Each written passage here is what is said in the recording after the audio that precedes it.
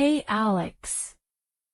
I'm new to the welding department, and I've been hearing a lot about MIG/MIG and flux cored arc welding.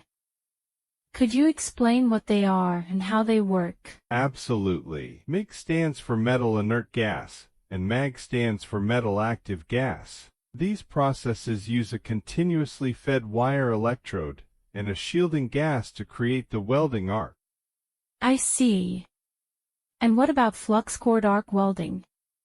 How does that differ? Flux cored arc welding, or FCAW, uses a tubular wire filled with flux materials. This flux generates its own shielding gas, eliminating the need for an external gas supply. It's particularly useful in outdoor or windy conditions. That's fascinating. But what makes these processes so powerful and versatile? Well, MAG welding is known for its high deposition rates, allowing for faster welding speeds and increased productivity. It's also relatively easy to learn and produces high-quality welds with minimal spatter. And flux cored arc welding? What are its advantages?